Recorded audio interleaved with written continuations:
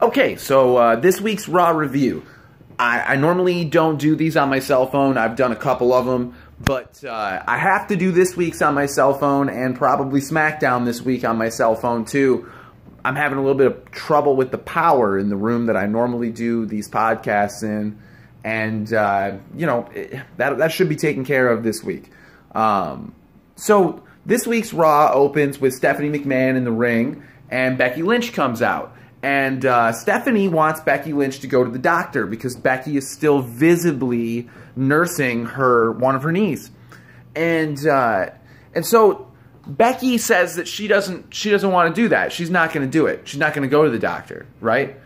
And you know, that's kind of understandable. Becky missed her opportunity to face Ronda at Survivor Series due to injury. We were already supposed to see this match at a marquee pay-per-view, and we didn't get it because of Nia Jax, really, and her being overly aggressive and, you know, botching a fake punch and turning it into a real punch. She totally potatoed Becky Lynch. I mean, geez, you know? So you kind of understand where Becky's coming from. She missed her opportunity at this fight, and she wants to prove that she actually is the best female superstar. So Becky, though, she will not go to the doctor. So they're playing it up in the story as though she actually is pretty damn injured, right? And because Becky won't go to the doctor, Stephanie suspends her, and Becky attacks Stephanie. Now, it's hard to know how injured Becky really is or isn't. The fact that she's been suspended from WWE, a lot of the time that stuff happens when there is an injury and there is some sort of recovery time, and they just want to write it into the story and kind of make it look good, right? Like, instead of, you know, Kurt Angle or, you know, I guess that's kind of old. Instead of, like, you know, Braun Strowman, instead of, oh, Braun tweaked his hammy and is going to be out for a couple of weeks, it's more entertaining to have him flip, you know, Vince McMahon's limousine and be suspended for a couple of weeks, right? Like, they do stuff like that all the time. This suspension is because of an injury, though, so it's a little bit tricky, and I don't know what to think of it, or exactly even what to make of, because when she's attacking Stephanie in the ring, the knee looks fine. So that makes me think this is just a fake injury. This is just for story. This is just for heat. You know, which they also do all the time. And I'm fine with that. I don't care if an injury is real or fake. Other than it makes me worry that we're not going to get that match for WrestleMania. I'd be really bummed out about that. You know, I think you would too. I think pretty much everybody who's a fan of wrestling is a fan of the idea of that match. So it's hard to know exactly what's happening. You know, the rest of Raw, they were talking about people replacing Becky Lynch at WrestleMania. Nia Jax at one point in time comes out and suggests, among other things, that she may replace Becky Lynch at WrestleMania. The announcers suggested that it could be either Liv Morgan or Sarah Logan. That was short-lived. We'll get to that in a second. But either way, when Becky was attacking Stephanie and the security guards and stuff like that, during the attacks, when she wasn't physically, like, actively playing up her injury, her legs seemed to be supporting her, not only her weight, but the weight of people she was throwing around and stuff. So I think that this is probably a fake injury, right? So we'll see what happens with that storyline going forward and her being suspended. Or it could very well be that it's not a completely fake injury, that she tweaked her knee, she is fine, and she is good to go. But with so much hype surrounding that match, why not take her off television and take her out of competition for a little while leading up to WrestleMania to make sure that, you know, we don't miss that match somehow? That wouldn't surprise me either. If she just had a little bit of a tweaked knee, and if WrestleMania was next week, she'd absolutely be going. But because it's not, and she's got so much heat already and they don't expect it to go anywhere, why have her on TV? And I think that's probably the more realistic scenario here. So the next thing that that happens that was like of note, I guess, was Ronda Rousey versus Liv Morgan. And my only why are we even doing it? It makes no sense. We all know Ronda's going to win that match, and it doesn't do anything for the Riot Squad, in my opinion, or Ronda Rousey to have the match. It just doesn't. So, you know, and then on top of that, Ronda beats Liv Morgan in a squash match, and then Sarah Logan, she kind of like goads Sarah Logan into coming into the ring. And Sarah Logan also loses to Ronda in a squash match. I mean, it was a little bit less of a squash match, but it was a squash match. Ronda was just angry. And then she came out and she had another little awkward moment talking to the crowd. Not so much awkward, just she kind of flubbed her words a little bit. And it seems like she's maybe not totally adjusted to not being the premier woman in the company right now. It seems like the fact that even the Raw crowds are actively, because Becky's been going back and forth between the two shows, the Raw crowds at this point are actively calling for Becky, something they wouldn't have been doing 3 months ago because there would have been no reason to assume that you were going to see her. Now, you kind of expect to see her on both shows right now. So, like, Ronda has to deal with this new thing, and I don't know that she's dealing with it the best. But I feel like the fact that she's not dealing with it the best makes for more entertaining television, because it helps me for further buying into her feelings about this rivalry with Becky and the way that that might be affecting her personally. Like that, like not being number one. And you know, I was talking about how before Royal Rumble, I said, well, maybe Sasha will beat Becky, or will beat Ronda, and we'll get to see Ronda kind of fall from grace and then come back and get her title back and then face Becky at WrestleMania with her title back, you know, and still be, you know, Ronda versus Becky for Ronda's Raw Women's Championship, but just to have her lose it for a little bit in the interim. That's not what happened. But we're still kind of seeing that storyline a little bit from an emotional perspective, because Ronda's having to deal with the fact that even though she didn't lose her title, she lost some of the luster that comes with that title and some of the fanfare that comes with that title. She has lost that, just the same as she would have if she lost the title, right? So to a degree, when it comes to her personal character, there's no difference. We are seeing that storyline of her losing the title. She's losing the title of the most beloved by the fans woman in the company, right? That's the title she lost. Anyway, I'm going to check my list here, but the next, you know, kind of major thing that happens was Kurt Angle came out, and it sounded like he was going to give a retirement speech, and Baron Corbin, he comes out and interrupts that. And so Angle gets mad and kind of challenges Corbin to get into the ring and tussle with him. And during that process, Drew McIntyre comes out and starts disrespecting Kurt Angle, to be, you know, frank. And then I'm like, oh my goodness, we're going to have another 2-on-1 bashing of Kurt Angle by two, like, you know, current wrestlers.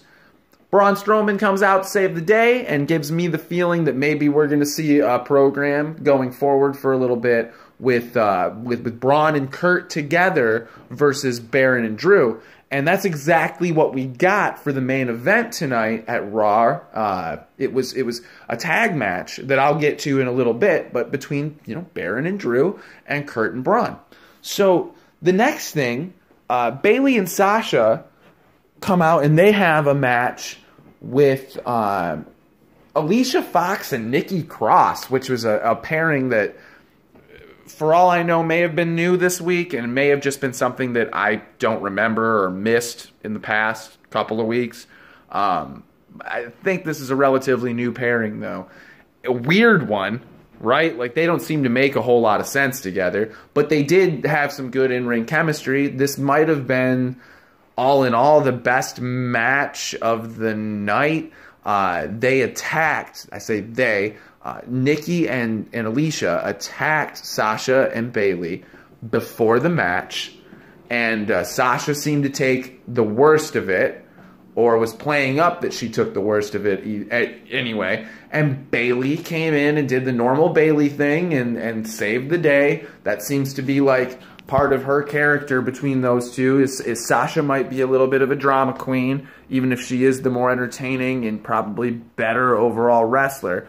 She's a little bit of a drama queen, and Bayley is a little bit more of a, it's fighting time, let's fight kind of gal. So when the match actually started, post Sasha and Bayley being attacked, it was Bayley in the ring, and it seemed at times like there was an opportunity for Bayley to maybe get a tag with Sasha, and Sasha kind of was like nursing her wounds and wasn't available for that tag.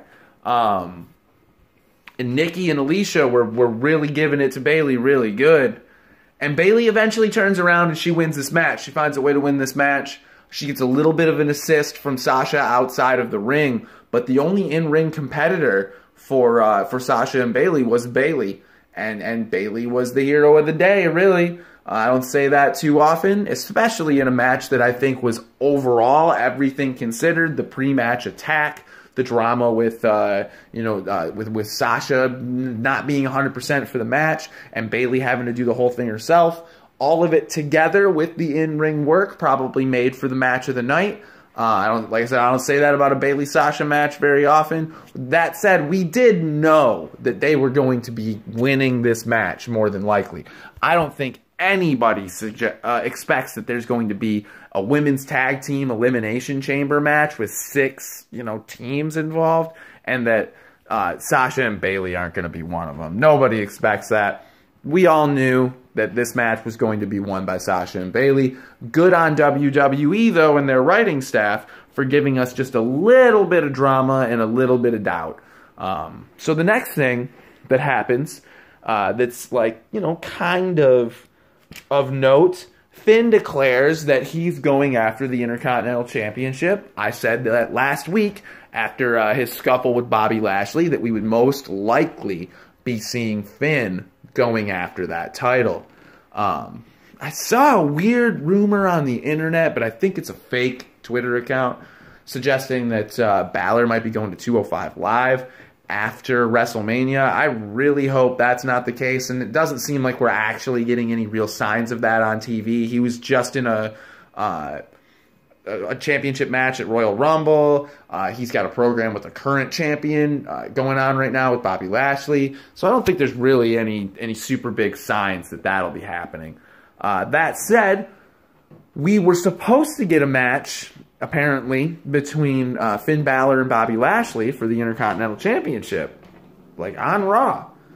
And that didn't happen.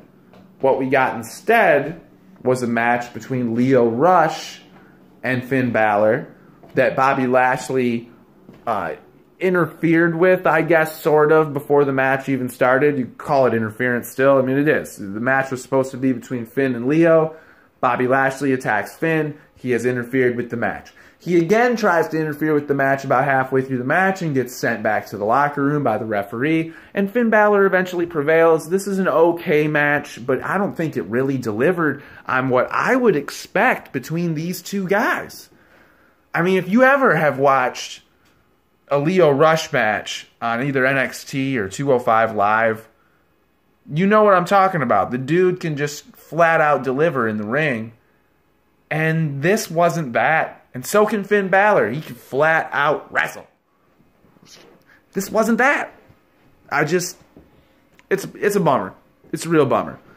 I was very disappointed by the match. I wouldn't even say that it was a bad match. It's just that, given who was in it and what you would be reasonable to expect,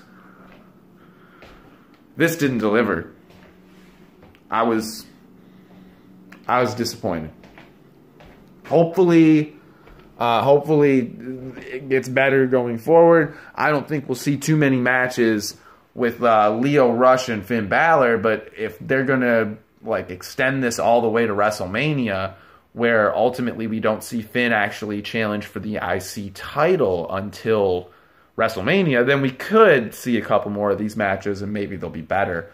But either way, I'm kind of excited to see Finn in a program with a major guy where I don't expect him to have to job for anybody or anything like that, like he was kind of toward October and November. Finn was jobbing pretty hard. 6-man tag matches and stuff. Like, it just... Like, they were putting him on TV because they know people like to watch him, but they clearly didn't give a damn about his character or what they were doing with it, because what they were putting him in didn't have anything to do with anything, really. So, if anything, even if this was a bad match, there's reason to be hopeful about that going forward. The Dean Ambrose had a segment with EC3 that was pretty funny. Dean called EC3... a mute Chippendales dancer and a Creed fan. And both of those are pretty funny. But ultimately, it was really kind of sad to see Dean Ambrose jobbing for EC3 like that. For anybody, really. I know that we all know now, if you pay any kind of attention to like WWE Twitter or news or anything like that, you know now that Dean Ambrose is like 99% on his way out of the company. You know, you never know. They could seal a deal in between now and the end of his contract right after WrestleMania. But as it stands, even the WWE has acknowledged that they don't expect him to be with the company going forward after WrestleMania. And the way they're kind of, I mean, he's under contract now, and if he wants to make money, he's got to be on TV and stuff, so he's kind of got to do what they tell him. And the way they're using his character right now is really kind of a shame. He's just jobbing for people. EC3 is not even a bad guy, like, to job for, really. It's just weird. Dean just had the Intercontinental title just a couple of weeks ago, and had a program beef with one of the top talents in the company with Seth Rollins. And before that, was in a program with Drew McIntyre and Dolph Ziggler. I mean, the dude, since he's been back, has been with people. He's been on TV with people who were on TV regularly at the time and a part of important storylines. And now he's just jobbing for new guys like EC3. So, that's kind of sad. And the tag match for the main event at the end of the night, Baron Corbin and Drew McIntyre versus Kurt Angle and Braun Strowman was okay. It wasn't bad. That could have been the match of the night. I just think I preferred in the end because of the drama. I think I just barely preferred the Bayley, Sasha, Nikki Cross, Alicia Fox match by about this much. Maybe I didn't. Maybe the main event was actually the match of the night because of the drama with Kurt Angle and the disrespect towards him and his potential looming retirement. Either way, it had some good spots in it, and Kurt kind of got a little bit of revenge. Hit a couple German suplexes towards the end of the match after Braun had kind of saved his butt. He came in and saved Braun's butt. And then Braun kind of saved him again, and there was a disqualification is the way it ended. And the way the show ultimately ended was with Kurt and Braun just laying waste to Drew McIntyre and Baron Corbin. Yeah, I guess that was the match of the night. I'll give that match of the night with close second to the Bayley-Sasha tag match. It's kind of a bummer that those were the best two matches of the night because neither one of them was all that great. But, yeah. Anyway, that was my Raw review. I'm going to be back on tomorrow with a SmackDown review, SmackDown Lowdown. You know, we'll see. We'll see how that one goes. I am really looking forward to Elimination Chamber, and you know, there's a little bit more heat for Elimination Chamber going on SmackDown with the Daniel Bryan situation. So maybe this will just be a little bit more of a SmackDown intensive story segment going into Elimination Chamber. I don't know. But either way, we'll see you tomorrow, and thanks for watching. I'll see you soon.